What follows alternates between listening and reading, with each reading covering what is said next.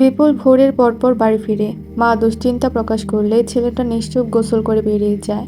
বনলতা অবশ্য ভেতরে ভেতরে মনক্ষুণ্ণ হলেন। হয়তো নিজের ইচ্ছে ছেলের উপর চাপিয়ে দেওয়া ছেলেটা এমন ব্যবহার করছে। আকাশ পরিষ্কার, বৃষ্টির সম্ভাবনা নেই। বিপুল সুপার মার্কেটে ডিউটি শুরু করে। দিনের কোলাহল চাপিয়ে দিগন্তে সূর্য নিস্তেজ হলো। বিপুল নিরুদ্বেগ ভঙ্গিমায় রাস্তার পাশে দাঁড়িয়ে আছে। হাতের জ্বলন্ত সিগারেট থেকে ধোঁয়ার কুণ্ডলি শুভ্র মেঘের সাথে মিশে যাচ্ছে। পরনের কাপড়টা আজ একটু বেশি ময়লা।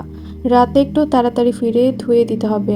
মুখ মাথা ভর্তি অগোছালো চুলদারির বাহার যেন বিপুলের উদ্বিগ্ন মনোভাবের দৃঢ় সাক্ষী বহন করছে। পড়ন্ত বিকেলের সূর্যালোকে ছায়া দীর্ঘ হয়। জড়তাহীন পায়ে এগিয়ে আসে শেষ বিকেলের মেয়ে, বিপুলের বৃষ্টিবালা। চোখ দুটো কোটরের ভেতরে বসে গেলেও চকচক করছে কার্নিশ। কি যেন এক অদ্ভুত আনন্দের বহিঃপ্রকাশ এই ডাগর চোখের আধার মনে। ঠোঁটের কোণে চাপা হাসি। কীর্তি বিপুলের পাশে এসে দাঁড়ায়। অভ্যাসবশতই প্রশ্ন করে, কেমন আছেন? পরমুহূর্তেই জিভে কামড় দেয়। চোখ মুখ খিচে অদ্ভুত মেয়েলি ভঙ্গিতে বলে, অভ্যাস এত সহজে বদলায় না। একটা তির্যক দৃষ্টি মেয়েটার উপর স্থির হয়। ঠোঁটের কোণে না চাইতেও এক চিলতে হাসি ফুটে ওঠে বিপুলের। এক সেকেন্ডে হাসিটা আড়ালো হয়।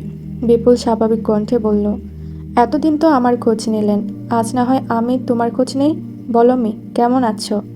কীর্তি বিস্মিত, গোল গোল চোখে বিপুলের দিকে তাকায়। ছেলের অভিব্যক্তি স্বতঃসিক্ত। কীর্তি কিছু বলবে তার আগেই বিপুলের তাড়া ভেসে আসে। কি হলো? কীর্তির ঘোর কাটে, দৃষ্টি এলোমেলো হয়ে যায়। বিপুল নজর ঘুরিয়ে নেয়, মোহাবিষ্ট স্বরে বলে, এভাবে তাকিও না মেয়ে, বুকের ভেতর ঝলসে যায়। কীর্তি যেন বিপুলের সঙ্গে দুষ্টুমের সুযোগ লুফে নিল। সেও হাসকি কণ্ঠে শুধালো, আপনার বুকের ভেতরও তাহলে আগুন জ্বলে? বিপুল ফিরে তাকায়।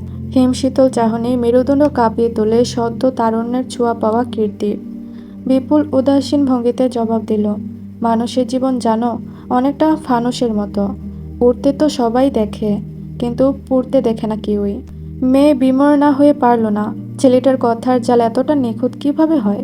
কীর্তিকে বাকরুদ্ধ দাঁড়িয়ে থাকতে দেখে বিপুল ভ্রু নাচিয়েও জিজ্ঞেস করল, তোমার ভেতরে বুঝি আগুন জ্বলে না? যেখানে আপনার মতো আস্ত একটা মানুষ থাকে সেখানে না জ্বলার প্রশ্নই আসে না। কীর্তির চোখে স্পষ্ট চাতুরী, ঠোঁট কামড়ানো হাসি। মেয়েটা যেন আজ সত্যিই বিপুলের সঙ্গে কবিতা কবিতা খেলতে চায়। বিপুলের ঠোঁটের কোণে আবারও চিকন হাসির রেখা দেখা গেল, কিন্তু তা দীর্ঘস্থায়ী হলো না। ছেলেটা হাতের সিগারেট ফেললে আরেকটা নতুন সিগারেট ধরায়। ঈষৎ বাদামি ঠোঁটের ফাঁক বেয়ে ধোঁয়া উঠতে থাকে। প্রসঙ্গ পাল্টে প্রশ্ন করে সে, বলে না তো কেমন আছো? কীর্তি বিব্রত হলো, তবুও চেহারা কুঁচকে জবাব দিল, আপনি যেখানে পুরোটাই আমার, সেখানে খারাপ থাকি কিভাবে বলুন তো? মেয়ের চেহারা আবারও চকচক করে উঠল। মাথায় নতুন দুষ্টু বুদ্ধি এসেছে। বিপুলকে কাবু করতে ফোন দিয়ে এটে প্রশ্ন ছুড়ল সে, আচ্ছা আমরা বিয়ে করছি কবে? 3 মাস পরে ফাইনাল পরীক্ষা, তারপর করলে কেমন হয়? ছেলেটা খুব একটা চমকালো না, বরং শীর্ণ শরীরটা দুই পাশে দুল দিয়ে বলল, তার আগে ভালো মতো মন দিয়ে পড়াশোনা করো। ভালো রেজাল্ট করতে হবে তোমায়। ফেল করলে কিন্তু আমি খোঁটা দিতে ভুলবো না মেয়ে। এবার কীর্তি দমল। আসলে লাস্ট কয়েক মাস বিপুল বিপুল করতে করতে পড়াশোনার চাঙ্গে উঠেছে। কিন্তু বিপুল সে কথা জানলো কিভাবে? সে কি প্রিন্সিপালের সঙ্গে দেখা করেছিল নাকি? আচ্ছা, সে প্রিন্সিপালের কাছে কি পরিচয় দিয়েছিল? জানতে ইচ্ছে হলো কীর্তির। সে জিজ্ঞেস করতে যাবে তার আগেই বিপুল হাঁটা শুরু করলো। পিছনে না তাকিয়ে গম্ভীর স্বরে বলল, আজ ফিরিয়ে দিচ্ছি মেয়ে, কাল আবার এসো। শেষ বিকেলে নরম রোদে আলতো ভালোবেসো। মেয়ে হা হয়ে তাকিয়ে রইল। পর মুহূর্তে ঠোঁট কামড়ে হেসে উঠল। এই ছেলেটা এমনই। কীর্তির তাকে এমনই চাই, একটু বেখেয়ালি এবং একটু এলোমেলো, যাকে সে নিজের হাতে গুছিয়ে একান্ত আপন করে নিবে। বিপুল ভেবেছিল আজ একটু তাড়াতাড়ি বাড়ি ফিরবে, কিন্তু মানুষের ভাবনা অনুযায়ী কি আর জীবন চলে? আজও বাড়ি ফিরতে ফিরতে 11:30 পার হলো। বনলতা মলিন মুখে দরজা খুললেন। ছেলেটার জন্য দুশ্চিন্তায় কাহিল তিনি। বিপুল চিরচেনা অভিব্যক্তি নিয়ে নিশ্চুপ ঘরে ঢুকল। খাটের উপর ঘুমন্ত বৃদ্ধি। মেয়েটার মুখের দিকে তাকাতেই বিপুলের বুকে চিনচিনে ব্যথার সঞ্চার হয়। বোনের জন্য কি তার একটু সময় হবে না? পরনের পোশাকটা খুলে নিজে হাতেই ধুয়ে দিল সে। তারপর মায়ের কাছে এসে মধুস্বরে আবদার করল, ভাত দাও। বনলতা ভাত বেড়েই রেখেছিলেন। দ্রুত হাতে তরকারি বেড়ে প্লেট এগিয়ে দিলেন। রাতের নিস্তব্ধতা ভেদ করে কোথায় যেন একটা খটখট শব্দ ভেসে আসছে, যেন দূরে কোথাও কেউ কাঠের হাতুড়ি দিয়ে কিছু পেটাচ্ছে। তেমনি নিস্তব্ধতা ভেঙে বিপুল পুরুষালী কণ্ঠে ডাক দেয়, মা। বনলতা নিজের মনে খাচ্ছিলেন। ছেলের মুখে মা ডাক শুনে হাত থেমে গেল তার। আশ্চর্য চোখে সামনে তাকালেন। বিপুল তার দিকেই তাকিয়ে কিছু বুঝে ওঠার আগেই আবারও ছেলের কণ্ঠস্বরে ভেসে এলো, একটা কথা বলতাম। বনলতার আকাশ কুসুম চিন্তার ছেদ ঘটে। তিনি ঢোক গিলে গলা পরিষ্কার করেন, বলেন, কি বলবি বল, আমি শুনছি। বিপুল মাথা নিচু করে, ঠোঁটের নরণচরণ আর দেখা যায় না, শুধু শোনা যায়। তুমি তো চাও আমি বিয়ে করে সুখী হই, কিন্তু নবনীকে বিয়ে করে আমি সুখী হতে পারবো না। মেয়েটা অনেক ভালো, হয়তো অনেক বেশি ভালো, আমি ওর জন্য কখনোই উপযুক্ত নয়। বনলতার পক্ষ থেকে জবাব এলো না। বিপুলও আর মাথা তুলল না, চুপচাপ বাকি খাবারটুকু শেষ করে উঠে গেল। নিজের ঘরে তোশকের নিচ থেকে কিছু কাগজপত্র বের করে একটা ফাইলে ভরে শুয়ে পড়ল সে।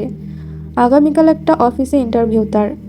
নিজের প্রচেষ্টায় ছেলেটা পড়াশোনা করেছে, রেজাল্ট ভালো, কিন্তু উচ্চপদস্থ কর্মকর্তাদের চা নাস্তার বিল দিতে না পারায় চাকরিটা আর হলো না। দেখা যাক কালকে কি হয়। পরের দিন সকাল সকাল রওনা হলো বিপুল। দুপুরের আগে 2 ঘন্টার জন্য ছুটি নেবে সে, তাই আগেভাগেই ম্যানেজারকে জানাতে হবে। দরজার বাহিরে লম্বা লাইন পেরিয়ে বিপুলের ইন্টারভিউ শেষ হলো। মাথার উপরে দুপুরের তপ্ত সূর্য, খা খা করছে পথঘাট। খানিকটা দূরেই দুটো কুকুর বসে ধুঁকছে। রোদেলা দুপুরের দাপটে কুকুর দুটোর জিভ বেরিয়ে এসেছে। ছেলেটা এক মুহূর্ত তাকিয়ে থেকে হাঁটা শুরু করলো। বিয়ের তোড়জোড় হিসেবে বনলতা কিছু গোছানো টাকা খরচ করে ফেলেছেন। সামনে বিথের সেমিস্টার পরীক্ষা, স্কুলের ফিস দিতে হবে, এদিকে পকেট ফাঁকা। আজ হয়তো দুপুরের খাবারটাও জুটবে না। তার উপর নবনী মেয়েটা বিপুলের জন্য শুরু থেকেই পাগল। বিয়ে ভেঙে যাওয়ার খবর পেয়ে তার অবস্থা কেমন হবে কে জানে। সেও কি কীর্তির মতো আত্মহত্যার চেষ্টা করবে? এমন অজস্র চিন্তা নিয়েই বিপুল হাঁটছিল। এমন সময় সহসা একটা ছায়া এসে যেন ছেলেটার লম্বা ছায়াকে গ্রাস করে নিল। বিপুল প্রথমে খেয়াল করেনি, অথচ কি সুন্দর করে ছায়া দুটো মিশে একাকার হয়ে গেছে। ঘাড় ঘুরিয়ে তাকাতেই দেখে মুখ ভর্তি হাসি নিয়ে তার পাশে পাশেই হাঁটছে কীর্তি। চুল খোপা করে বাঁধা, ওড়নার এক প্রান্ত বেশি ঝুলে পড়েছে, হাতে পাতলা বইয়ের ব্যাগ। বিপুলের নজর আটকায় কীর্তির ঠোঁটের বাম পাশের তিলটায়। সূর্যালোকের ঝাপটায় কেমন জলজল করছে আধার বিন্দুটি। এত টেনশনের মাঝেও কেন জানি ছেলের ঠোঁটে হাসির ঝিলিক দেখা গেল। এদিকে হঠাৎ কি মনে করে কীর্তি বিপুলের দিকে তাকিয়েছিল। আকস্মিক প্রশ্ন শুনে ধ্যান ভঙ্গ হয় তার। 1 সেকেন্ডে নিজেকে স্বাভাবিক করে জবাব দেয় মেয়ে, হঠাৎ কেন হবে? আমি তো মাঝে মধ্যেই এদিকে আসি, পেছনের লাইব্রেরি থেকে বই নেই। বিপুল কিছু বলল না। কীর্তি নিজ থেকেই জিজ্ঞাসা করল, আপনি হঠাৎ এদিকে? আগে তো কখনো দেখিনি। ছেলেটা হাঁটতে হাঁটতেই জবাব দিল, আজ থেকে আবার চাকরির ইন্টারভিউ দেওয়া শুরু করলাম, এরপর দেখি ভাগে কি আছে। কীর্তি বিস্ফোরিত নয়নে বিস্ময় প্রকাশ করল, এই মা, আপনি চাকরির জন্য ইন্টারভিউ দিচ্ছেন কেন? আপনার তো চাকরি আছে। বিপুল থামল, কীর্তিও থামে। ছেলেটা তার দিকে তাকিয়ে সূক্ষ্ম ভঙ্গিতে বলল, মেয়ে, সাহিত্যের অনুরাগী হওয়া ভালো, তবে মনে রেখো, অঙ্ক না বুঝলে কিন্তু জীবন থেমে যাবে। বিপুলের কঠিন কথার কোনো অর্থই খুঁজে পেল না 19 বছরের কীর্তি। মেয়ে কিছু বলতে যাবে তার আগেই বিপুল নরম স্বরে বলল, তোমার বাবা নিশ্চয়ই সেলসম্যানের সঙ্গে মেয়ের বিয়ে দেবেন না। বিপুল হয়তো রাগ করেছে ভেবে মন খারাপ করা কীর্তি যখন বুঝলো তার জন্যই বিপুল চাকরি করছে, তখনই যেন আনন্দে আত্মহারা হয়ে গেল। মুখে রাজ্য জয়ের হাসি এনে বলল সে, আপনি আমার জন্য চাকরি করছেন? ছেলেটা চমৎকার একটি হাসি উপহার দিয়ে হাঁটা শুরু করলো। কীর্তিও পায়ে পা মিলিয়ে হাঁটছে। হঠাৎ মেয়েটা প্রশ্ন করল, আচ্ছা, আপনি কি ভাগ্যে বিশ্বাস করেন? বিশ্বাস তো অনেক কিছুতেই করি, কিন্তু বিশ্বাসের মূল্য কোথায় পাই বলো তো? কীর্তি আনমনেই বলে ফেলল, কেন, আমি আছি তো আপনার বিশ্বাসের মূল্য দেওয়ার জন্য। পরক্ষণে আর চোখে তাকালো ছেলেটার দিকে, একেবারেই স্বাভাবিক দেখাচ্ছে তাকে। কীর্তি প্রায় চিন্তা করে এই লোকটার ভিতরে কিছু তো একটা ব্যাপার আছে, কিন্তু কি সেটা তার ধরতে পারে না। অবচেতন হৃদয় যেন একটা কথাই বলে, সবে তো সন্ধে হলো, নামবে আধার গহীন বনে, রাখা থাক নির্জনতায় মনের কথা সঙ্গোপনে, রাতে রাত বাড়লে না হয় চোখের তারায় হারিয়ে যাব, জোনাকির পশলা আলোয় আমরা দুজন ঘর সাজাবো। কবিগুরু কাজী নজরুল ইসলাম বলেছেন, তোমারে যে চাহিয়ে আছে ভুলে একদিন, সে জানে তোমারে ভালো কত কঠিন। এই যেন জীবনচক্রের নিদারুণ এক বাস্তবতা। বর্ষার ভরা রূপে মত্ত প্রকৃতি, আর শহরে জীবনে নাগরিকদের ব্যস্ততা। পিচ ঢালা রাস্তায় তৈরি হওয়া ছোট ছোট গর্তগুলো জলে টইটুম্বর। মাঝে কিভাবে যেন চলে গেল আরও 2 দিন। বিপুল সুপারমার্কেটে ডিউটি করছে। মা বনলতা নাকি নবনীর বাবাকে বলে দিয়েছেন যে এই বিয়েটা সম্ভব নয়। ভদ্রলোক যেন খুশি হয়েছেন, কিন্তু নবনীর খোঁজ এখনও অজানা। বিপুলের সঙ্গে দেখা করতেও আসেনি। ঠিক হওয়া বিয়ের দিন পেরিয়ে গেছে, তাও মেয়েটার খোঁজ নেই। এর মধ্যেই বিপুল 4 জায়গায় চাকরির ইন্টারভিউ দিয়ে ফেলেছে। আগামীকাল আরও একটা ইন্টারভিউ রয়েছে। টুকটাক ব্যস্ততার মাঝেই বিপুল সামনে কারো উপস্থিতি টের পায়। সোজা হয়ে দাঁড়াতেই দেখতে পায় নবনী দাঁড়িয়ে। মেয়েটার শ্রীহীন ধূসর রূপে ছেলেটা একটু আশ্চর্য হলো না। অক্ষি কোটরে গেঁথে যাওয়া আঁখি, দ্বিবর্ণ চেহারা, শুকনো ঠোঁট, চোখের নিচে গাঢ় কালি। বিপুলের সামনে বিধ্বস্ত এক নবনী দাঁড়িয়ে। নিশ্চয় বিপুলের দিকে তাকিয়ে থেকেই মেয়েটা অশ্রু বিসর্জন দিতে লাগলো। তারপর ঠোঁট কামড়ে ভাঙা গলায় উচ্চারণ করল নবনী, কিছু কথা বলতাম। বিপুল মাথা নাড়িয়ে চুপচাপ বাহিরের দিকে হাঁটা শুরু করলো। নবনীকে উদ্দেশ্য করে বলল, এসো। নবনী বাহিরে এসে বিপুলকে গাড়িতে উঠতে বলে। ছেলে দ্বিমত করে না। নবনী গাড়ি ড্রাইভ করে। একটু পরপর হাতের উল্টো পাশ দিয়ে চোখের পানি মুছছে। গাঢ় নিঃশ্বাস এবং কান্নার ক্ষীণ শব্দ বিপুলের শ্রবণেন্দ্রিয়ের ভেতরে বাজছে। নবনী ফাঁকা একটা জায়গায় গাড়ি দাঁড় করায়। দূর দূরান্ত পর্যন্ত লোক সমাগম নেই। মেঘাচ্ছন্ন গগনে গুটিকতক মেঘের বিচরণ সূর্যকে গ্রাস করে নিচ্ছে। গতকাল রাত থেকে সকাল পর্যন্ত ঝুম বৃষ্টি হয়েছে। প্রকৃতির স্নিগ্ধতায় বিভোর 2টি বিহগ উড়াল দিল গন্তব্যের দিকে। নবনী দাঁড়িয়ে আছে। নিঃশ্বাসের তালে যেন কান্নার তোর বৃদ্ধি পাচ্ছে। সঙ্গে পরপর 2 হাতের মুঠ শক্ত করে চোখের পানি মুছছে পাগলের মতো। পরনে সুতির শাড়ি, হালকা গহনা, এলোমেলো চুল, আঁচলটা কাদামাটি ছুঁই ছুঁই। বিপুল তার পেছনে শতাব্দীর শূন্যতা বুকে দাঁড়ানো, নির্বিকার ভঙ্গিমা তার। নবনী অশ্রু মুছে নিজেকে গুছিয়ে নেয়। ফিরে তাকায় বিপুলের দিকে। মাথা ভর্তি অবিন্যস্ত চুলের বাহার, গাল ভরা খোঁচা খোঁচা দাড়ি, সিগারেটের আঁচে ঝলসানো ঠোঁট, চোখে মহাকালের নির্লিপ্ততা এবং ধূসর তামাটে গায়ের রং। মেয়েটার হৃদয় আবারও হাহাকার দিয়ে ওঠে। ভেঙে আসে চেহারায় আনা কঠিন ভাবের আবরণ। ছেলেটার সামনে যে মেয়েটা বড্ড অসহায়। চোখের পানি বাঁধ ভাঙে। নবনী কান্নার তোড়ে কাঁপা কাঁপা গলায় বলে, কেন করলেন বিপুল ভাই? কেন? যখন প্রেমের মানে পর্যন্ত জানতাম না তখন থেকে আপনাকে চেয়েছি। আমার বুকের ভেতরটা যে পুড়ে যাচ্ছে বিপুল ভাই। মা বাবার বিরুদ্ধে গিয়ে আপনাকে বিয়ে করতে চেয়েছি। এখন আমি কিভাবে ওদের সামনে কাঁদবো বলে দিন। আমার অতৃপ্ত আত্মার খোরাক ছিলেন আপনি। কিভাবে বাঁচবো আপনাকে ছাড়া বলে দিন। অতিরিক্ত কান্নার ফলে ভাঙা কণ্ঠটা যেন ঝনঝন করছে। অশ্রুর বর্ষণে ভেসে যাচ্ছে মেয়েটার গলা, বুক। তবুও বলছে সে, চুপ করে থাকবেন না বিপুল ভাই, প্লিজ কিচ্ছু অন্তত বলুন। আমি আপনাকে চাকরি ছেড়ে আমার বাবার দেওয়া চাকরি নিতে বলিনি তো। আপনি যেমনটা আছেন ঠিক তেমনটাই চেয়েছি। নবনী থামে, জোরে নিঃশ্বাস নেয়। নাক টানার শব্দ আসে বিপুলের কানে। চোখের পানি মুছতেই আবারও ঠোঁট উল্টে আসে। জানেন, কিছুদিন আগেই জ্ঞান ফিরেছে। 2 দিন নাকি হাসপাতালে অজ্ঞান ছিলাম। কাউকে কিছু না জানিয়ে আপনার কাছে চলে এসেছি। আমাকে ফিরিয়ে দেবেন না বিপুল ভাই? জবাব দিন, সহ্য হচ্ছে না এই যন্ত্রণা। বিপুল পূর্বের ভঙ্গিতেই দাঁড়িয়ে আছে। আচ্ছা, মেয়েটার চোখের পানে কি ছেলেটার হৃদয় ছুঁতে পেরেছে? অশ্রু নাকি খোদার হৃদয় গলিয়ে ফেললে। তাহলে বিপুলের হৃদয় গলছে না কেন? নবনীর কান্না বৃদ্ধি পায়। পাগলের মতো মেয়েটা নিজেই নিজের মাথার চুল টেনে ধরে। এগিয়ে আসে কয়েক ধাপ। বিপুলের সামনে দাঁড়ায়। উদ্ভ্রান্তের মতো এদিক ওদিক তাকায়। হাঁটু গেড়ে বসে পড়ে ছেলেটার সামনে। বিপুলের এক হাত ধরে মাথা ঠেকিয়ে দেয় হাঁটুতে। অনবরত বলতে থাকে, কিছু তো বলুন বিপুল ভাই। আমি আপনাকে ভালোবাসি বলেই কি আমাকে কাঁদতে হবে? বিপুল 1 মিনিট অপেক্ষা করে। নবনী থামলে সে হাতটা ছাড়িয়ে নেয়। খানিকটা পিছিয়ে গিয়ে বলে, আমি তোমার জন্য নয় নবনী। তোমার জীবনে তার আগমন ঘটুক যে তোমাকে আমার চেয়ে বেশি চায়। অনাসক্ত কণ্ঠের জবাব নবনীর কান্না থামিয়ে দেয়। মেয়েটা আশ্চর্য নয়নে তাকায়। পরক্ষণেই অবিশ্বাস্য কণ্ঠে বলে, আপনি আমার জন্য নয়? আপনি আমার জন্য না হলে কেন এসেছিলেন আমার জীবনে? প্রতিটি সকাল, প্রতিটি রাত, প্রতিটি বিকেল, প্রতিটি দিন কেন আপনার স্মৃতি আমাকে ঘিরে রেখেছিল? আমাকে এত যন্ত্রণা কেন দিলেন? মেয়েটার অসহায়ত্ব যেন কণ্ঠে ফুটে উঠেছে। কিন্তু বিপুলের কিছু করার নেই। প্রথম ভালোবাসা মানুষ সবসময় ভুল মানুষকেই বাসে।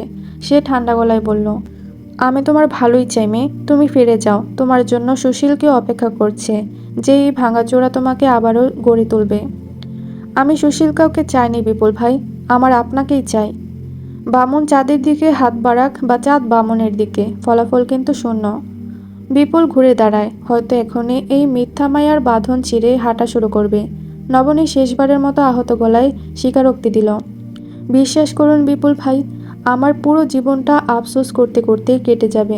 আমি আপনাকে হারিয়ে ফেলেছি, এই ব্যথা লুকানোর শক্তি নেই আমার। একটাবার যদি হৃদয়টা ছিঁড়ে এনে দেখাতে পারতাম আপনাকে, আমি মরে গেছি বিপুল ভাই, লাশ আমি।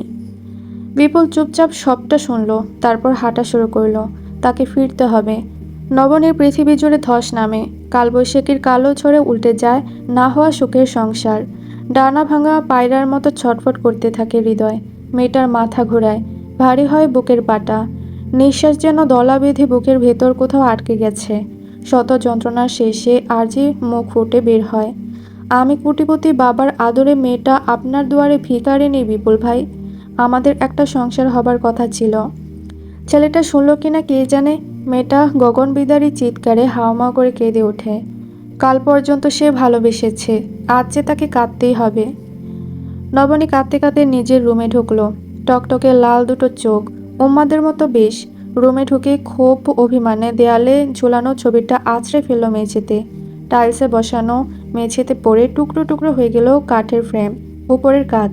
ড্রেসিং টেবিলের উপর থেকে সবকিছু ছুঁড়ে ফেলে মেয়েটা ওখানেই চুল টেনে বসে পড়ে। কান্নারা যেন হুমড়ি খেয়ে বেরিয়ে আসছে। অসহ্য এক যন্ত্রণার আগুনে ঝলসে যাচ্ছে প্রেমিকার হৃদয়। বেসামাল উন্মাদনার মৃত্যু ঘটেছে আজ। পৃথিবীটা এমন কেন? ঘটনার খানিকক্ষণ পর মা রিমা খাতুন ও বাবা আকরাম হোসেন হন্তদন্ত হয়ে রুমে ঢুকলেন। চূর্ণবিচূর্ণ রক্তাক্ত মেয়েকে দেখে রিমা খাতুনের হৃদয় মোচড় দিয়ে ওঠে। আধার নামে দুনিয়ায়। তার পেছনেই ছিল অবনী। মা ও ছোট বোন তড়িৎ গতিতে নবনীর কাছে আসে। মেঝেতে ছড়িয়ে ছিটিয়ে থাকা কাচের আঘাতে নবনীর হাত ক্ষতবিক্ষত। রক্তের সূক্ষ্ম স্রোতে সফেদ মেঝে রক্তিম হয়েছে। রিমা খাতুন মেয়েকে জড়িয়ে ধরলেন, উম্মাদের মতো বলতে লাগলেন, এ কি হাল করেছিস নবনী? কতটা রক্ত বেরিয়েছে, হায় আল্লাহ! মেয়েটাকে নিয়ে কোথায় যাব? আকরাম হোসেন ব্যাপারটা খারাপভাবে নিলেন। সহানুভূতির পরিবর্তে এক প্রকার বিরক্তি নিয়ে বললেন, আগেই বলেছিলাম রিমা, ওই ছেলেটা ভালো নয়। লো ক্লাস লোফাররা কখনো আমাদের সোসাইটি মেনটেন করতে পারে না। নবনীর যেন হুঁশ নেই। অবনী ও রিমা খাতুন বিস্মিত চোখে তাকালেন। রিমা খাতুন বললেন, তুমি মেয়েটাকে না সামলে এখনো ওসব নিয়ে পড়ে আছো? এখানে আমার মেয়ের কি দোষ? তোমার মেয়েরই তো দোষ। ওকে আমি কতবার নিষেধ করেছি। জিজ্ঞেস করো হাসপাতাল থেকে কোথায় গেছিল। রিমা খাতুন যেন এবার একটু মর্মাহত হলেন। অসহায় কণ্ঠে বললেন, এখন থাক না ওসব কথা, হাতের তালু অনেকটা কেটেছে। এখন থাকবে না? যখনই বলতে চেয়েছি তখনই তো এই কথা। তোমার মেয়েকে নিয়ে তুমি বোঝো, আমি কিছু জানি না আর। মেয়েটা কি শুধুই আমার, তোমার নয়? রিমা খাতুনের বক্ষ কাঁপল। ভদ্রলোক স্ত্রীর মুখের উপর বলে দিলেন, তোমারই তো, তোমার হলে কখনোই আমার কথার অবাধ্য হতো না। রিমা খাতুন খুব একটা আশ্চর্য হলেন না। ছোট এই জীবনে তারও যে একটি অভিযোগের খাতা রয়েছে, তা কতজনই বা জানে। তিনি চুপ করে গেলেন। মেয়ে দুটোর সামনে অন্তত আর মুখ খুললেন না। আকরাম হোসেন নিজের মতোই বলছেন। বাবা মায়ের কথা কাটাকাটির মাঝে অবনী হয়তো একমাত্র দেখল নবনী বাম হাতের শিরা কেটে ফেলেছে। বর্ষার পর রৌদ্রোজ্জ্বল তপ্ত একটি দুপুর। মানবসৃষ্ট যানবাহনের বিষাক্ত ধোঁয়ায় আচ্ছাদিত শহরতলির জনজীবন। তেজস্বী সূর্যের তীর্যক রশ্মি যেন তীরের মতো গেঁথে যাচ্ছে খেটে খাওয়া মানুষের পৃষ্ঠদেশে। ঘামাক্ত দেহের বিপুল দিব্যি হেঁটে যাচ্ছে ব্যস্ত পথের ধার বেয়ে। পরনে গাঢ় খয়েরি শার্ট, কালো প্যান্ট এবং পুরনো সস্তার শীর্ণ একজোড়া জুতো। হাতে ডিগ্রি ভর্তি ফাইল। ছেলেটার ডিগ্রির ভাড়ার অবশ্য ভর্তি, তবে কপালে শিখে ছিল না। মাঝখানে কিভাবে যেন সপ্তাহখানেক চলে গেল। ইন্টারভিউ দিয়ে আসার পর 3 জায়গা থেকে ডাক এসেছিল। সব কিছু ঠিকঠাক থাকলেও নাস্তা পানির খরচে গিয়ে আবারও আটকে গেল ছেলেটা। কীর্তির সঙ্গে এখন বনলতার সম্পর্ক সুন্দর। মেয়েটা 2-1 দিন পর পর গিয়ে মা বনলতা এবং বিথিরানের সঙ্গে দেখা করে আসে। 2 দিন ধরে বিপুল বাড়ি ফিরছে না। রাত করে আফজাল রহমানের গ্যারেজে কাজ করে। মায়ের সঙ্গে অবশ্য ফোনে কথা হয়, কিন্তু বিথিটা মন খারাপ করে খুব। বিপুল ঠিক করেছে সামনের শুক্রবার ছুটি কাটাবে সে। মাকে সময় দিবে, বোনকে নিয়ে ঘুরবে। রোদের তীব্রতা বৃদ্ধি পায়, গাঢ়ত্ব বাড়ে ছায়ার। মেয়েটা সুযোগ বুঝে আবারও নিঃসঙ্গ বিপুলের পিছু নেয়। কীর্তি ধরা ছাতার নিচে দুজন পাশাপাশি হাঁটছে। বিপুল একবার ঘাড় বাঁকিয়ে দেখল, ঠোঁটের কোণে হাসি আনতেই যেন মেয়েটার হৃদয়ে প্রশান্তির ঢল নামে। আনন্দে ঝুম করে ওঠে শূন্য চিলেকোঠা। বিপুল দৃষ্টি সরিয়ে নেয়। কীর্তি পায়ে পা মিলিয়ে হাঁটে আর বলে, এইরকম হুটহাট হঠাৎ দেখা হয়ে যাওয়ার ব্যাপারটা আমার কিন্তু বেশ লাগে। বিপুল হাসল, তবে কীর্তি খেয়াল করল না হাসির আড়াল করে ছেলেটা নির্বিকার ভঙ্গিতে বলল, হুটহাট দেখা হওয়া ভালো লাগে ঠিক আছে, তবে অভ্যাস করে ফেলো না, কারণ মানুষ কিন্তু এভাবেই হুটহাট গুম হয়ে যায়। কীর্তি হকচকিয়ে ছেলের দিকে তাকায়। বিপুলের এই জটিল বাক্যের অর্থ কি হতে পারে? ললাটে চিন্তার ভাঁজ নিয়ে স্ফীত হাসল সে, তারপর ফিচেল কণ্ঠে বলল, গুম হয়ে গেলেও আফসোস থাকবে না যদি আপনি সঙ্গে থাকেন। থাকতে তো হবেই মেয়ে, বাজে স্বভাব কি আর সহজেই পিছু ছাড়ে? বিপুলের কণ্ঠ স্বাভাবিক ছিল, তবু কীর্তির হৃদয়ে তাণ্ডব শুরু হলো। কেন জানা নেই, মেয়েটার ইদানিং হুটহাট কী যেন হয়। আশা অবশ্য মজা করে বলে, নতুন নতুন প্রেমে পড়লে যা হয় আর কি। প্রকৃতপক্ষে কি তাই? জল্পনা কল্পনা শেষ করে কীর্তি দৃষ্টি নিক্ষেপ করে বিপুলের দিকে পূর্বের সুরেই বলে, আপনি সত্যি সত্যি আমার বাজে স্বভাব হয়ে গেছেন। বিপুল এবার একটু আওয়াজ করে হাসল। কীর্তির কানের ভেতর যেন ঝনঝন করে বেজে উঠল সেই হাস্য ধ্বনি। ছেলেটা সচরাচর এভাবে হাসে না।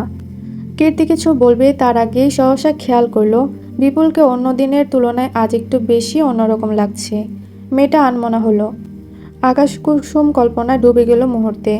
বিপুল দিগন্তের দিকে তাকিয়ে বিড়বিড় করল, ধুম করে গুম হয়ে যাব, আর খুঁজে পাওয়া যাবে না। চুপ করে রূপ ধরে নেবার এই বাজে স্বভাব যাবে না। শেষ কয়েকটা শব্দ কীর্তির কর্ণগোচর হতেই সম্বিত ফিরে চট করে ঘাড় ঘোরায়। বিপুলের দৃষ্টি অনুসরণ করে বলল, পরীক্ষা শেষ হতে আর বেশি দিন নেই, বাবা বাড়ি ফেরার জন্য চাপ দিচ্ছে। পথে পড়ে থাকা একটা পাথর লাথি মেরে সরিয়ে দেয় বিপুল। অনেকটা গা ছাড়া ভাব এনে বলে, মেয়ে বাহিরে থাকলে বাবা মায়ের চিন্তা হওয়া স্বাভাবিক। আপনি বুঝতে পারছেন না, আমার বিয়ে ঠিক করেছেন উনি। বাবা মায়ের সেই অধিকার রয়েছে তো। এবারেও অন্যরকম স্বাভাবিক ছিল বিপুলের কণ্ঠ। আপনি বাবার সঙ্গে কথা বলবেন না? অবশ্যই বলবো, তবে আগে তুমি পরীক্ষা দাও, তারপর। কীর্তির চেহারা জলজল করে ওঠে। বিপুল তার বাবার সঙ্গে কথা বলতে চায়, এটাই তো সে শুনতে চেয়েছিল। কীর্তির বিশ্বাস বিপুল ঠিক আনিসুজ্জামানের মন জয় করে ফেলবে। মেয়েটা খুশিতে বাকবাকম হয়ে বলল, আচ্ছা একটা কথা বলুন তো, আপনি কি ভালোবাসায় বিশ্বাস করেন? করতাম না, যদি না কেউ লাশের জন্য তাজমহল তৈরি করত। কীর্তি আশ্চর্য না হয়ে পারল না। সত্যি তো, ভালোবাসা না থাকলে কি কেউ লাশের জন্য তাজমহল বানায়? ক্লান্ত দুপুরে প্রেমিক প্রেমিকার পথ যেন শেষ হয় না, তবুও তারা চলছে একে অপরের মাঝে অদৃশ্য এক সুখের আবেশ খুঁজে। কীর্তি বিস্ময় ভেঙে আবারও শোধায়, প্রেম আর ভালোবাসার মধ্যে পার্থক্য কি? ভয়। বিপুলের নিস্পৃহ উচ্চারণ। কীর্তির ভ্রুজোড়া কুঁচকে এলো। জিজ্ঞাসু চোখে বিপুলের দিকে তাকাতেই ছেলে মুগ্ধ কণ্ঠে বলল, প্রেমে হারানোর ভয় থাকে না, আর ভালোবাসায় হারানোর ভয় থাকে। প্রেম আনন্দ দেয়, আর ভালোবাসা দেয় দায়িত্ব, বুঝলে মেয়ে? কীর্তি মাথা নাড়িয়ে সম্মতি দিল। সামনে কীর্তির হোস্টেল দেখা যাচ্ছে। তার মানে এখনকার মতো এখানেই তাদের পথ চলা শেষ। কীর্তির মন খারাপ হলো। ছেলেটার সঙ্গে থাকলে যেন রোদ মাথায় চড়ে না, শীতের হিমশীতল নিঃশ্বাস যেন ছুঁতে পারে না। হাজার বিষাদের ভিড়ে ডুবে হৃদয় মুহূর্তে প্রফুল্ল হতে পারে তার ছায়ায়, অথচ তাদের সাক্ষাৎ সাময়িক। কীর্তি বিপুলের কাছ থেকে বিদায় নিয়ে চলে গেল। বিপুল মেয়ের যাওয়ার পানে চেয়ে মৃদু সুরে গেয়ে উঠল, তোমার মতো কত এসে হয়ে গেছে গত, কত দেখা যায় না, নিয়ে নিয়েছি ব্রত, আর নয় ওতপ্রত, নত হওয়া যাবে না, সুবিধায় সারা পাবে, স্বার্থেই দেখা হবে, লুতুপুতু প্রেম হবে না। আজ অনেকদিন পর নবনী বাড়ি থেকে বের হয়েছে। মেয়েটাকে যেন আর চেনার উপায় নেই। লাবণ্যহীন চেহারা, জীর্ণশীর্ণ দেহে জড়ানো নীল রঙের শাড়ি, হাতে গুটিকতক চুড়ি ছাড়া আর কোনো সাজসজ্জা নেই। গলায় হার দেখা যাচ্ছে। মেয়েটা আনমনে ড্রাইভ করতে করতে শহর থেকে অনেকটা দূরে চলে এসেছে। পুরনো রংচটা ব্রিজের উপর গাড়ি দাঁড় করানো। রেলিংয়ে হাত রেখে দাঁড়িয়ে আছে নবনী। চোখের নিগার শূন্যতা যেন অন্তরের পথ রোধ করে দেয়। মৃদু বাতাসের ঝাপটায় শাড়ির আঁচল উঠছে। আশেপাশে জনবসতির চিহ্ন পর্যন্ত নেই। চোখ দুটো কাকে যেন দেখার তৃষ্ণায় হাহাকার করছে। মানুষ দুঃখ পুষে একা থাকতে চায়, অথচ স্মৃতি তাকে ঘিরে রাখে। সহসা একটা পুরুষালী কণ্ঠে বলে উঠল কেউ। নবনী একটু আশ্চর্য হলো না। পিছনে ফিরে আগন্তুকের পরিচয় জানারও তাড়া দেখা যায় না মেয়েটার মধ্যে, যেন সে আগন্তুকের সঙ্গে পূর্ব পরিচিত। পরনে কালো জিন্সের প্যান্ট, শার্টের উপর কালো জ্যাকেট, হাতে মোটা দাস্তানা। যুবকটি বাইকের চাবি আঙ্গুলের ঘোরাতে ঘোরাতে নবনীর পাশে এসে দাঁড়ায়। ফর্সা চেহারা, গাঢ় ভ্রু, লাল ঠোঁটজোড়া যেন নিখুঁত সৌন্দর্যের বর্ণনা দেয়। যুবকটি নবনীর দৃষ্টি অনুসরণ করেই ভাবুক হলো। নিজে নিজেই যেন সবকিছু বুঝতে পেরেছে। এমন ভঙ্গিতে মাথা দোলায়। বলে, আমি কিন্তু আপনাকে ফলো করিনি, বাইক নিয়ে বেরিয়েছিলাম। দূর থেকে দেখলাম আপনার মতো কেউ দাঁড়িয়ে আছে, তাই চলে এলাম। নবনী নিষ্প্রভ, মৃতপ্রায় চাহনি দূর অজানা নিবদ্ধ। ছেলেটা ঘুরে দাঁড়ালো, ব্রিজের রেলিংয়ে পিঠ এলিয়ে দিল। বাম হাত উঁচিয়ে ঘড়ি দেখতে দেখতে বলল সে, বিকেল 5টা, একটু পর সন্ধ্যা নামবে। আপনি চাইলে আমি আপনাকে কোম্পানি দেওয়ার জন্য যেতে পারি। 1 মিনিট থেমে আবারও বলল, শহর থেকে এতটা দূরে, বলা তো যায় না কখন কি হয়, বিপদাপদ তো বলে কয়ে আসে না। নবনী বিরক্ত হলো। এই লোকটার উপস্থিতি তার ভালো লাগে না। তাই গলায় খানিকটা আঁচ এনে খেকে উঠল। দেখুন মিস্টার নাশিদ রহমান, আমি আপনাকে আগেও বলেছি, আমার পক্ষে আপনাকে ভালোবাসা সম্ভব নয়। শুধু শুধু আমার ভালো চেয়ে নিজের সময় নষ্ট করবেন না।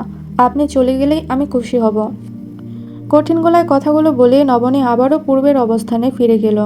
নাশিদ হয়তো মনক্ষুণ্ণ হলো, তবে মুহূর্তে তা ঝেড়ে প্রফুল্ল চিত্তে বলল, আমি কিন্তু রাগ করিনি। কেন জানি আপনার উপর রাগটা ঠিক আসে না। নবনী ধৈর্যচ্যুতি ঘটে, অগ্নির চোখে ঘুরে দাঁড়ায় নাশিদের দিকে, তারপর চড়াও কণ্ঠে ফেটে পড়ে, আমার উপর রাগ আসে না সেটা দিয়ে আমি কি করব? আপনারা ছেলেরা ভালোবাসতে জানেন? কখনোই না। ভালোবাসা মানে তো খেলা আপনাদের কাছে। ইচ্ছে হলে খেললাম, মনোরঞ্জন হলো, তারপর ছেড়ে চলে গেলাম। মরুভূমির মতো খা খা চোখে অশ্রু ঝরল। গলা কাঁপছে নবনীর, নিঃশ্বাসের তালে বাড়ছে বুকের ওঠানামা। তবুও আহত কণ্ঠে হাত জোর করে বলল, দয়া করুন আমাকে, আমার কাউকে চাই না, একা একটু বাঁচতে চাই, চলে যান এখান থেকে। নবনীর অশ্রু যেন নৈশীথকে স্তব্ধ করে দিল। কিন্তু ছেলেটা তো এটাই চেয়েছিল, মেয়েটা যেন পাথর হয়েছিল। এই কান্নাটা তার জন্য জরুরি।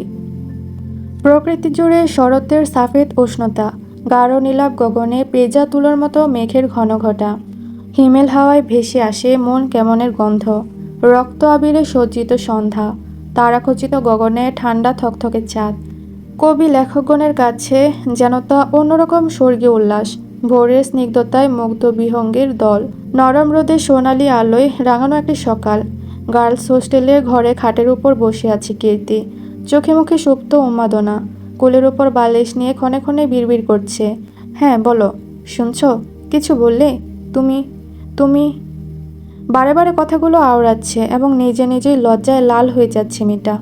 তৃষা সেই ফজরের সময় থেকে ফোনে কথা বলছে, এখনও তার কথা বলা শেষ হয়নি।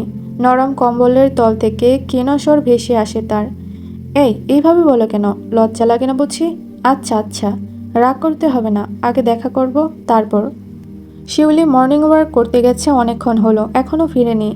আশা কোলের ওপর মোটা মোটা দুটো বই নিয়ে পৃষ্ঠা উল্টাচ্ছে। তার চোখে হাই পাওয়ারের চশমা।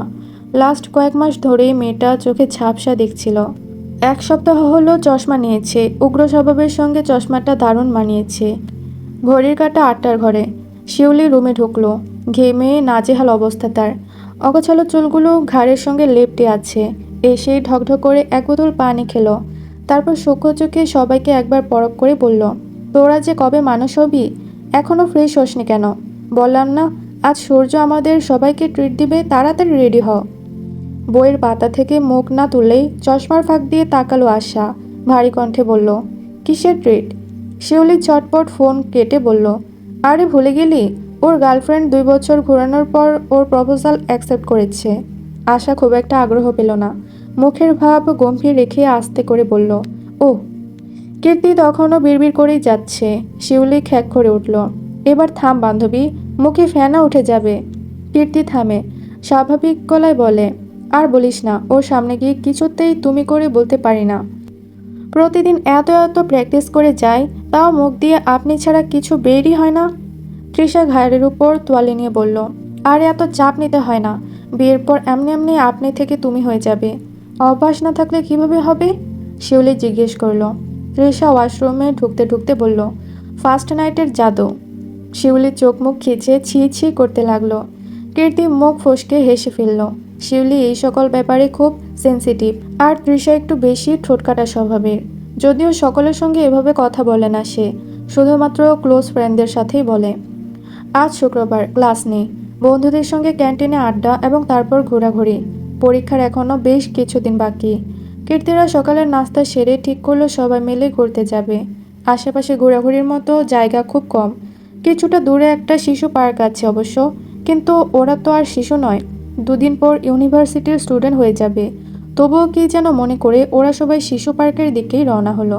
উদ্দেশ্য পার্কের পেছনের বাগান থেকে কামরাঙ্গা চুরি করা। গত বছরও চুরি করেছিল। বিপুল আজ সুপারমার্কেটে যায়নি। কয়েকদিন ধরেই ছোট বোনের কথা ভাবছিল সে। মেয়েটার সঙ্গে ঠিকমতো কথা হয় না বহুদিন হলো, তাই বিপুল ঠিক করেছে আজ বিথিকে নিয়ে ঘুরতে যাবে সে।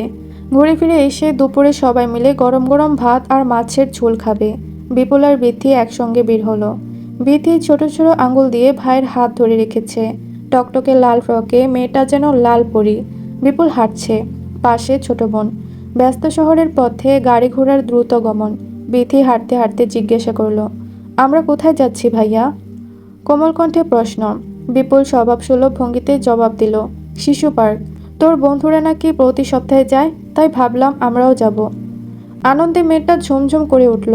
ক্লাসে ওর ফ্রেন্ডরা প্রতিদিন শিশু পার্কে গল্প করে। প্রতি সপ্তাহে মা বাবার সঙ্গে ওরা ঘুরতে যায়। বিথির তেমন কোথাও যাওয়া হয় না। বনলতা অবশ্য প্রতিদিন বিকেলে হাঁটতে বের হন, কিন্তু তার কত দূর? এই আশেপাশেই হাঁটাহাঁটি করেন তিনি।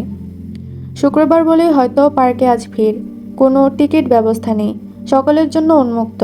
বিপুল বোনের হাত ধরে প্রবেশ করল। একটু ভেতরে ঢুকতেই বিথি সানন্দে বলে উঠল, ওই যে মাইশা। বিপুল প্রশস্ত নজরে তাকায়। মাঝবয়সী ভদ্রলোক মেয়েকে নিয়ে দাঁড়িয়ে, হয়তো 2-1 মিনিট আগে এসেছেন তিনি। বিপুল বিথির হাত ছেড়ে ইশারা করে, যা, আমি এখানেই আছি। বিথি সঙ্গে সঙ্গে দৌড় দেয়। বিপুল একটু সাইড হয়ে দাঁড়ায়। সূর্যের মসৃণ আভা তির্যকভাবে আছড়ে পড়ছে বসুধারা পৃষ্ঠে। পার্কের এক কোণে বড় একটা নিম গাছ। গাছটা তুলনামূলক একটু বেশি বড়। তার পাশে বসার জন্য লম্বা শান বাঁধানো জায়গা। কয়েকজন গার্ডিয়ান বসে ফোন ঘাটাঘাটি করছেন।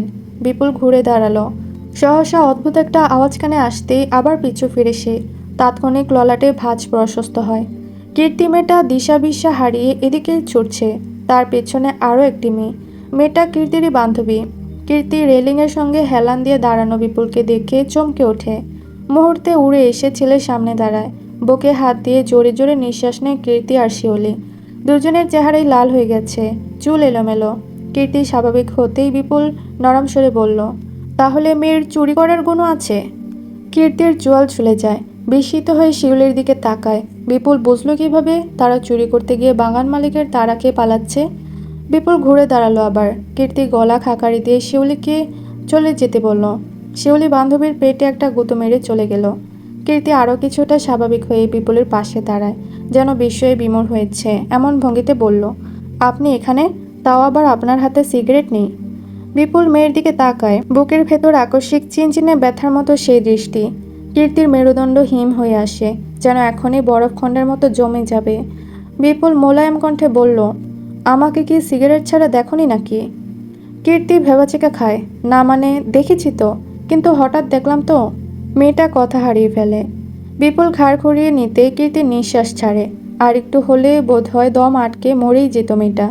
বেশ খানিকটা সময় নিয়ে কীর্তি অভিজ্ঞতার মতো গাঢ় স্বরে বলতে লাগলো, আপনার কিন্তু এবার সিগারেট খাওয়া কমানো উচিত। জানেন না অধিক নিকোটিন মৃত্যুর কারণ? তাড়াতাড়ি মৃত্যুই তো ভালো। বিপুলের শীতল কণ্ঠ। কীর্তির চমকে তাকায়। তার দৃষ্টি ঘুরপাক খাচ্ছে, মস্তিষ্ক ফাঁকা। ছেলেটা পূর্বের ভঙ্গিতেই বলল, তাড়াতাড়ি মরলে দুঃখ কমে। মনে রেখো মেয়ে, দীর্ঘমেয়াদী দুঃখ নিয়ে বেঁচে থাকা কঠিন। কীর্তির কি সাধ্য এই কথার জবাব দিবে? চুপসানো বেলুনের মতো দাঁড়িয়ে রইল। একটু পর বিথি বিপুল ভাইয়ের পাশে কীর্তিকে দেখেই দৌড়ে আসে। কীর্তি অবাক হয় বিথিকে দেখে। সে ভেবেছিল বিপুল হয়তো একাই এসেছে। কীর্তি বিথির গাল দুটো টেনে দেয়। বিথি যেন কীর্তি আপুকে দেখে আনন্দে আত্মহারা। বিপুলের চোখের কোণেও চিকন হাসির রেখা দেখা গেল। পরক্ষণে তা আবারও মহাকালের প্রগাঢ় আধারে আড়াল হলো। অথচ কিছুটা দূর থেকেই চাতক পাখির মতো একজোড়া নয়ন তাদের দিকে তাকিয়ে। আফসোসে বুক ভার হয়, কণ্ঠ ছিঁড়ে আসে কান্না। বিষাক্ত হয়ে ওঠে পরিবেশ। ছোট বোনের শতডাক উপেক্ষা করেই নবনী চলে গেল। বুকে জমানো চাপা আর্তনাদ, শব্দাদির অভিযোগ, শূন্যতা। গাড়িতে উঠে আবারও দৃষ্টি নিক্ষেপ করলো অবিন্যস্ত চুলের ধূসর তামাটে পুরুষটির দিকে। বুক চিরে বেরিয়ে আসে অশ্রুর আর্জি। নির্মাষ্ট কামড়ে কেঁদে ওঠে নবনী। দূরে দাঁড়ানো বিষাদের কবি লিখলেন দুটো লাইন। পৃথিবীতে এমনই হয়, আপনি যাকে ভালোবাসেন সে আপনার নয়। সময়ের চক্র এভাবেই ঘোরে, দিনের পর দিন এবং সপ্তাহের পর সপ্তাহ অবলীলাক্রমে ধাবিত হয়। প্রকৃতিতে আসে পরিবর্তন, পরিবর্তন হয় বৈশিষ্ট্যের, আবার ক্রমে ক্রমে শূন্যতার খেলায় মেতে ওঠে সময়। তখন চলছে সোনালি রোদের মলিন শাসন, দিগন্তে ছেয়ে গেছে মনোহর। বিপুল সর্বশেষ 11তম ইন্টারভিউটাও দিয়ে দিল। মাস দুয়েক এবার অপেক্ষা করতে করতেই চলে যাবে। সঙ্গে সুপার মার্কেট এবং গ্যারেজ মিলিয়ে বেশ কিছু পয়সা সঞ্চয় করা যাবে। মধ্যবিত্ত বা নিম্ন মধ্যবিত্তদের জীবন বলতে পুরোটাই সঞ্চয়ের উপর নির্ভরশীল। দিনের ব্যস্ততা ঠেলে বিকেলের ক্ষুদ্র সময়টা যেন ফারহাদ বিপুলের নিজস্ব।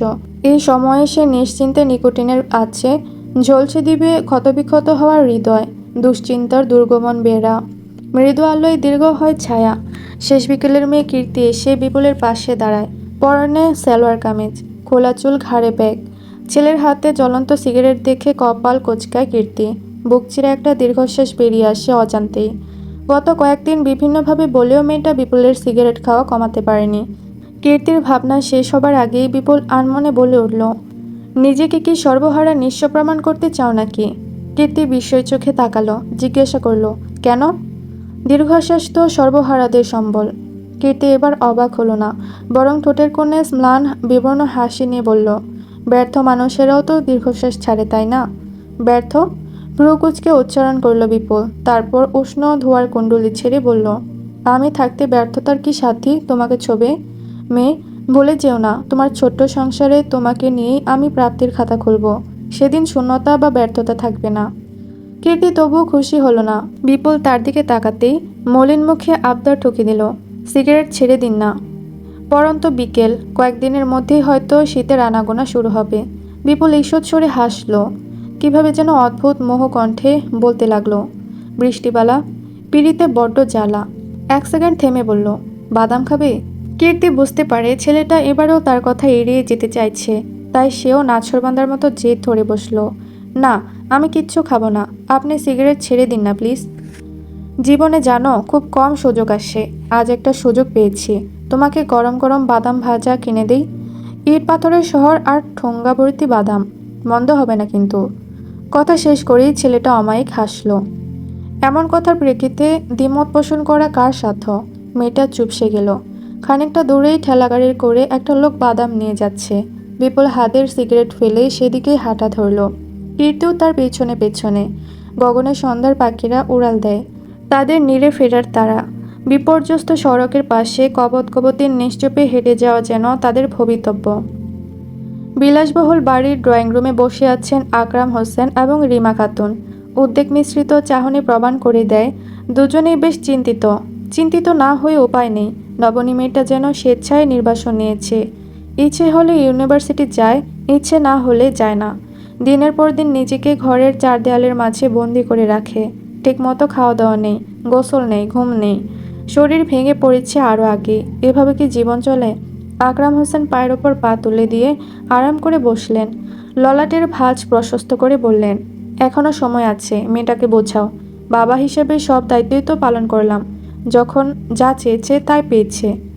ভদ্রলোক নিঃশ্বাস নিলেন, তারপর আবারও বলতে লাগলেন, এখনো ওর কিসের অভাব? আমি এখনো বেঁচে আছি। ওর নামে কোটি কোটি টাকা, বিষয় সম্পত্তি, গাড়ি বাড়ি, সব কিছুই তো ওর। তাছাড়া নাশিদ ভালো ছেলে, প্রতিষ্ঠিত বাবা মায়ের সাপোর্ট রয়েছে। আর সবচেয়ে বড় কথা হলো, ও নবনীকে দীর্ঘদিন যাবৎ পছন্দ করে। আমি নিজে ওর সঙ্গে কথা বলেছি। রিমা খাতুন একটা দীর্ঘশ্বাস আড়াল করে বললেন, এখনই এসবের কি দরকার ছিল? মেয়েটাকে একটু সময় দিলে হয় না?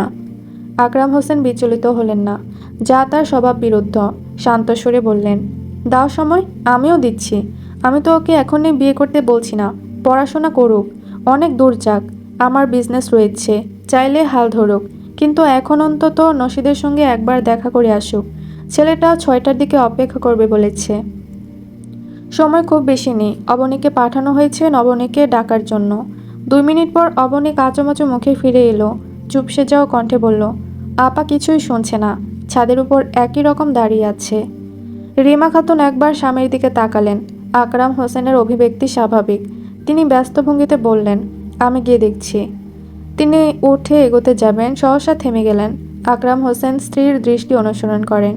নাশিদ এসেছে, পরনে সাদা পাঞ্জাবি, হাতে ঘড়ি, গোছানো চুল। ছেলেটা এসেই বিনীত স্বরে সালাম দিল। আকরাম হোসেন সালামের জবাব দিয়ে জিজ্ঞেস করলেন, আরে বাবা, তুমি আবার আসতে গেলে কেন? আমরা তো নবনীকে পাঠিয়ে দিচ্ছিলাম। নাশিদ মাথা নিচু করে হাসল, তারপর নম্রতা বজায় রেখে বলল, আসলে আঙ্কেল, আমার কেন জানি মনে হচ্ছিল নবনী হয়তো আমার সঙ্গে দেখা করতে আসবে না, তাই আমি চলে এলাম। ওর সঙ্গে যা হয়েছে আমি বুঝতে পারি, সমস্যা নেই, আমি ওকে যথেষ্ট সময় দিব, ওর মন আবার আগের মতো হয়ে যাবে। শুধু আপনারা আমাদের জন্য দোয়া করবেন। আকরাম হোসেন বললেন, অবশ্যই, আল্লাহ তোমাদের এক করে সুন্দর একটা সংসার দিক, আমি সেই দোয়াই করি। নবনী ছাদে আছে, যাও। ঠিক আছে। নাশিদ সিঁড়ি বেয়ে ছাদের দিকে গেল। সন্ধ্যার রক্তিম আভায় রাঙানো আকাশ, মিটমিটে আলোয় জ্বলছে তারা। খণ্ড মেঘের ভেলাগুলো চন্দ্রিমার পাশে ঘোরাঘুরি করছে। ফুরফুরে বাতাস নবনীর কোমর পর্যন্ত ছাড়া চুল উড়িয়ে দিচ্ছে। নবনী যথেষ্ট সুন্দরী, মসৃণ ফর্সা ত্বক, টানা চোখ, গোলাপি ঠোঁট এবং অসম্ভব সুন্দর চুল। নাশিদ নবনীর পিছনে দাঁড়িয়ে গলা খাকারি দেয়। নবনীর মধ্যে কিঞ্চিত হেলদুলও দেখা গেল না। নাশিদ মেয়ের পাশে দাঁড়ায়, দুজনের মাঝে পিনপতন নীরবতা। খানিকক্ষণ পর নাশিদ নিস্তব্ধতা ভেঙে বলে, আমি আপনার বাবার সঙ্গে বিয়ের ব্যাপারে কথা বলেছি বলে হয়তো আমার ওপর রেগে আছেন, কিন্তু বিশ্বাস করুন, আমি প্রকৃতপক্ষে আপনাকে চাই। আমার জীবনে আপনার প্রয়োজনীয়তা খুব বেশি। নবনী ঘাড় ঘুরিয়ে একবার দেখল ছেলেটাকে। চোখ দুটো যেন করুণার আর্জি নিয়ে হাজির হয়েছে। তবুও নবনী নিজেকে শক্ত করল, বলল, আমন্ত্রণ জানাতে এসেছেন নাকি? ছেলেটা কি যেন মনে করে হাসল, তারপর আকাশের দিকে তাকিয়ে বিষণ্ণ স্বরে বলল, আমন্ত্রণের ক্ষমতা নেই, তাই সমর্পণ করতে এসেছি, নিজেকে আপনার কাছে সমর্পণ করতে চাই। নবনী ঘাড় ফিরিয়ে নেয়। এই ছেলেটার পাগলামি দিন দিন বাড়ছে নাকি? সোডিয়ামের টিমটিমে আলোয় শহরতলির ব্যস্ততা তখনও ফুরায়নি। হোস্টেলের নির্দিষ্ট একটি কক্ষ থেকে ভেসে আসছে গিটারের টুংটাং শব্দ, সঙ্গে মেইলি কণ্ঠে কয়েক গোছা লাইন। যদি তুমি ভালোবাসো, ভালো করে ভেবে এসো, খেলে ধরা কোনখানে রবে না, আমি ছুঁয়ে দিলে পরে অকালেই যাবে ঝরে, গলে যাবে যে বরফ গলে না। মেয়ের উন্মাদনায় অস্থির হয়ে আসা চেঁচিয়ে উঠল, থাম বোন, থাম, গিটারটাকে একটু রেহাই দে। কীর্তি থামে। খাটের উপর এক পা ঝুলিয়ে কুলের উপর গিটার নিয়ে বসে আছে সে। পরনে লেডিস টি শার্ট, পায়জামা, গলার পাতলা চেনটা স্বচ্ছ আলোয় চকচক করে উঠল একবার। তৃষা তার খাটে উল্টো হয়ে শুয়ে কীর্তির গান শুনছিল। আশার কথা একটু বিরক্ত হয়ে সে ভ্রু গুটিয়ে জিজ্ঞেস করে, তোর সমস্যা কোথায়? ভালোই তো গাইছিল। শিউলি কার সঙ্গে যেন কথা বলতে ব্যস্ত, এদিকে তার খেয়াল নেই। আকস্মিক আশা নরম গলায় বলে, রাত হয়ে গিয়েছে, আজকের মতো অফ দে, সবাই মিলে 2 ঘন্টা পড়াশোনা করি। কীর্তি গিটারটা নামিয়ে ওয়াশরুমের দিকে যায়। সত্যি সত্যি আজ একটু বাড়াবাড়ি হয়ে গেল। তৃষা খাটের উপর থেকে জিজ্ঞেস করল, রবীন্দ্রসঙ্গীত থেকে হঠাৎ বাজে স্বভাবে চলে এসেছিস? এই পরিবর্তনের কারণটা কি তোর উনি নাকি? কীর্তি ঘুরে দাঁড়ায়, জবাব দিতে যাবে, দুইবার তার ফোন বেজে ওঠে। কীর্তির মা ফোন করেছেন। মেয়ে ফোন রিসিভ করে। কিছুক্ষণ পর পাথরের মতো স্তব্ধ হয়ে যায়। বুকের ভিতর কেঁপে উঠল তার, মস্তিষ্ক যেন কার্যক্ষমতা হারিয়ে ফেলেছে। কীর্তি বেশ বুঝতে পারে ঘন কালো মেঘের দল ক্রমশ তার রঙিন আকাশটাকে গ্রাস করে নিচ্ছে। দিনের বেলায় কৃত্রিম আলোয় সুসজ্জিত একটি রেস্টুরেন্টে বসে আছে নাশিদ রহমান। তার ঠিক সামনেই নবনী। মেয়েটাকে বাড়ি থেকে বের করতে নাশিদকে অনেক কাঠখড় পোড়াতে হয়েছে, কিন্তু তবুও কি লাভ হলো? এসে থেকেই সে এক ধ্যানে তাকিয়ে আছে কফির কাপের দিকে। গোল টেবিলের ওপর 2 কাপ কফি, তার উপর উষ্ণ ধোঁয়ার অবিনিত বিচরণ। নাশিদ নিজে নিজেই আশাহত হলো, তবে পরক্ষণে আবার নিজেকে সামলে নিল। বিপুল ভাই সম্পর্কে তার কোনো ধারণা নেই, কখনো দেখাও হয়নি। নাশিদ যেদিন প্রথম নবনীকে প্রপোজ করে, সেদিনই মেয়েটা বিপুল ভাই সম্পর্কে বলে। নবনীর মুখে বিপুল ভাইয়ের প্রশংসা শুনে কান দুটো যেন বিষিয়ে উঠেছিল নাশিদের। কিন্তু এই মুহূর্তে কি সে বিপুল ভাইয়ের প্রতি কৃতজ্ঞ নয়? অবশ্যই সে আল্লাহর কাছে দোয়া করেছে যেন শীঘ্রই তার সঙ্গে বিপুল ভাইয়ের দেখা হয়। সে সত্যি সত্যি জানতে চায় মেয়েটা কেন তার জন্য এতটা উন্মাদ। নসিদের ভাবনা শেষ হয়। গলা খাকারি দিয়ে নবনীর দৃষ্টি আকর্ষণের চেষ্টা করে, কিন্তু মেয়ে তাকায় না। নাশিদ নিজের মতোই বলতে থাকে, জানেন, প্রতিটি মানুষের জীবনেই 2 জন বিশেষ ব্যক্তির আগমন ঘটে। প্রথম জন আমাদের ছেড়ে চলে যায়, আর দ্বিতীয় জনকে আমরা আঁকড়ে ধরি। নাশিদ থামে। কণ্ঠ খাদে নামিয়ে বলে, আপনি কিন্তু আমার প্রথমজন। তবে আমি আপনাকে যেতে দেব না, আমি আপনাকেই আঁকড়ে ধরব। যদি আমাকে ছেড়ে যাওয়ার চেষ্টা করেন, আমিও আপনার পিছু পিছু চলে যাব। শেষের দিকে ছেলেটার কণ্ঠে অভিমান ছিল কিনা কে জানে। নবনী তখনও আনমনা। কথাগুলো শুনেছে কিনা একবার নিশ্চিত হওয়া প্রয়োজন। নাশিদ মৃদু স্বরে ডাক দিল, নবনী, আমার কথাগুলো শুনুন প্লিজ। নাশিদ নিশ্চিত হয় মেয়েটা তার কথা শুনছে। সে পুনরায় বলতে লাগলো, আপনি চাইলে পড়াশোনা করতে পারেন, বিয়ে করতে হবে না। আমি সবসময় আপনার পাশে আছি। নিয়মিত ক্লাসগুলো করুন, মাত্র 1.5 বছর। তারপর আপনি যে কোনোভাবে নিজেকে প্রতিষ্ঠিত করতে পারবেন। জাঁকজমকপূর্ণ রেস্টুরেন্টে রাজধানীর বড় বড় ব্যক্তিদের আনাগোনা। প্রতিটি টেবিল 2 বা ততোধিক মানুষের দখলে। সবাই নিজের মতো গল্প করছে, অথচ সম্পূর্ণ রেস্টুরেন্ট জুড়ে গাঢ় নীরবতা। নবনী যেন সে নীরবতার গভীরে ডুব দিয়েছে। নাশি চেয়ারে হেলান দিয়ে বসল। কপালে চিন্তার ভাঁজ। বাড়ি থেকে তাকে 3 মাস সময় দেওয়া হয়েছে। 3 মাসের মধ্যে যদি নিজের পছন্দের মেয়ে খুঁজে না পায়, তাহলে বাবা মায়ের পছন্দ করা মেয়েকেই বিয়ে করতে হবে তাকে। সহসা নবনীর ম্লান স্বর ভেসে আসে, মানুষের জীবন কিন্তু খুব ছোট। একজনের চলে যাওয়ার দিকে তাকিয়ে থাকতে থাকতেই শেষ হয়ে যাবে। নাশিদের ভাবনার ছেদ পড়ে। মেয়েটা সম্পূর্ণ কথা বুঝতে কয়েক সেকেন্ড সময় লাগলো তার। পর মুহূর্তে বুক ছেড়ে একটা দীর্ঘশ্বাস বেরিয়ে এলো। অনেকক্ষণ হলো এসেছে, এবার ফিরতে হবে। দুজনেই রেস্টুরেন্ট থেকে বের হয়। নাশিদ নিজে গাড়ি করে নবনীকে বাড়ি পর্যন্ত পৌঁছে দেয়। নবনী বাড়ির দিকে এগিয়ে যেতেই নাশিদ ডাক দেয়, নবনী। মেয়েটা থমকে দাঁড়ায়, পা দুটো কিভাবে যেন থেমে গেল। ছেলেটা এগিয়ে আসে কয়েক ধাপ, জড়ানো কণ্ঠে বলে, জীবনটা সত্যি অনেক ছোট, চাইলেই আমরা সঙ্গে পার করতে পারি। নাশিদ আর অপেক্ষা করে না, দ্রুত পা ফেলে গাড়িতে ওঠে, চলে যায় গন্তব্যের দিকে। বিমূঢ় নয়নে তাকিয়ে থাকে নবনী। শেষ বিকেল। রেসিডেন্সিয়াস এরিয়ার পাশ দিয়ে হেঁটে যাচ্ছে কীর্তি আর বিপুল। পায়ের নিচে ইট বিছানো পথ। কিছুক্ষণ আগে মেয়েটা বিপুলের কাছে এসেছে, কেঁদে কেটে অবস্থা কাহিল। গতকাল রাতে কীর্তির মা রাহেলা বেগম ফোন করেছিলেন। তিনি স্পষ্ট জানিয়েছেন 2 দিনের মধ্যেই কামাল তাকে হোস্টেল থেকে নিয়ে যাবে, তারপর নাকি বিয়ে। কীর্তি কান্না থামিয়েছে খানিকক্ষণ হলো। বিপুল সবটা শোনার পর এখন পর্যন্ত কিছু বলেনি। মেয়েটা চাতক পাখির মতো অপেক্ষা করছে বিপুলের মুখ থেকে কিছু শুনবে। কিন্তু ছেলেটার মধ্যে কোনো একটা হেলদোল নেই। নির্বিকার ভঙ্গিতে হেঁটে যাচ্ছে ধাপের পর ধাপ। গতকাল রাত থেকেই কীর্তির হৃদয়ে কম্পন শুরু হয়েছে। বিপুলকে তার বাবা পছন্দ করবে, সেই বিশ্বাসেও যেন ঘুম ধরেছে মুহূর্তেই। বিপুল কিছু বলতে যাবে তার আগেই মেয়েটা আতঙ্ক মিশ্রিত থমথমে গলায় বলে উঠল, চলুন পালিয়ে যাই। বিপুল কেন জানি খুব একটা আশ্চর্য হলো না। দুর্বোধ্য ভঙ্গিমায় তাকালো একবার মেয়েটার দিকে। কীর্তির চেহারায় স্পষ্ট নীল আতঙ্ক। বিপুল মৃদু স্বরে বলল, এত ভয় পেলে কি চলে মেয়ে? শেষ পর্যন্ত আমাকে কিনা একটা ভীতু মেয়েকে বিয়ে করতে হবে? শেষ কথাটা বিপুল ঠাট্টা করেই বলল, কিন্তু কীর্তি নিশ্চিত হতে পারল না। উদ্বিগ্ন স্বরে বলল, কি করব বলুন? বাবার কথা চিন্তা করলেই সবকিছু অন্ধকার হয়ে আসে। বাবা যদি আমাদের মেনে না নেয়। বিপুল একটু আওয়াজ করেই হাসল। মেয়ে বিপুলের এমন গা ছাড়া ভাবে টাসকি খায়। হাসি আড়াল করে ছেলেটা বলে, আমি কি তোমার বাবার সঙ্গে সংসার করব নাকি? তুমি মেনে নিলেই হবে। বিপুল থামে, কীর্তির দিকে তাকায়। ছেলের স্থির দৃষ্টি মেয়ের হৃদয়ে ঢেউ তোলে, ছিন্ন ভিন্ন করে ফেলে পারিপার্শ্বিক পরিবেশ। কীর্তি যেন অচেনা ঘোরে হারিয়ে যাচ্ছে। বিপুল হাঁটা শুরু করে আবার। কীর্তিও ঘোর ভেঙে ছেলের পিছু নেয়।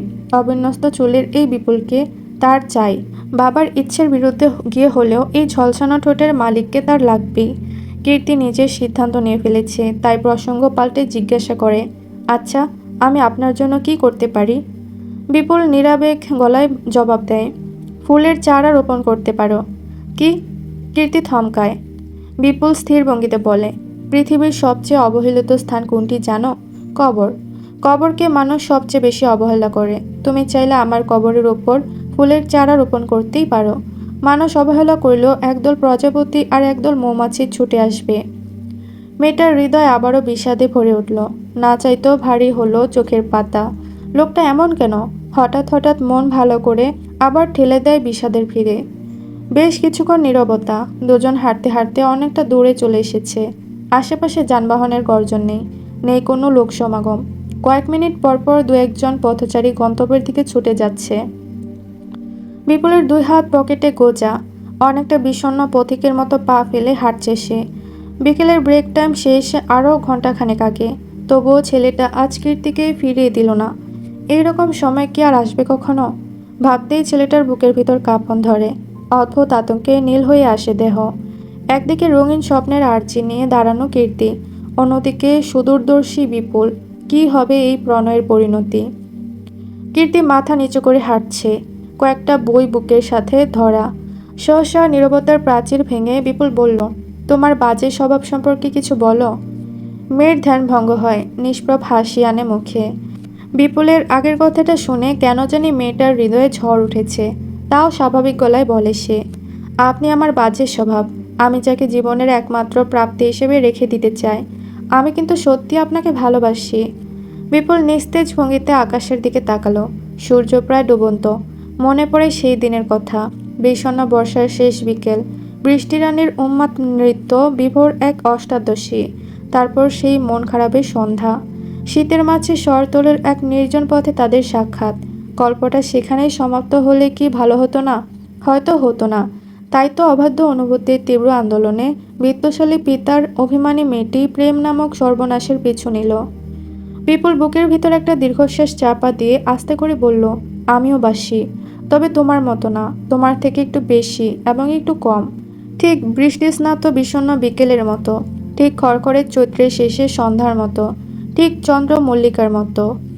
কীর্তি কথাটা শুনল কিনা বোঝা গেল না। দিনের শেষে যখন প্রগাঢ় তিমিরের বুকে আশ্রিত ধরনী, ঠিক তখনই বিপুল অদ্ভুত প্রসন্ন চিত্তে গেয়ে উঠল, কান্না ঢোকে না কানে, টান লাগে না বানে, দূরে যেতে দেরি হবে না, ধূপ করে গুম হয়ে যাব, আর খুঁজে পাওয়া যাবে না, চুপ করে রূপ ধরে নেবার এই বাজে স্বভাব যাবে না।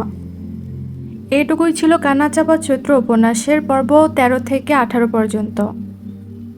ভিডিওটি ভালো লাগলে একটি লাইক দিবেন এবং পরবর্তী পর্বগুলো দেখতে চ্যানেলটি সাবস্ক্রাইব করে রাখবেন।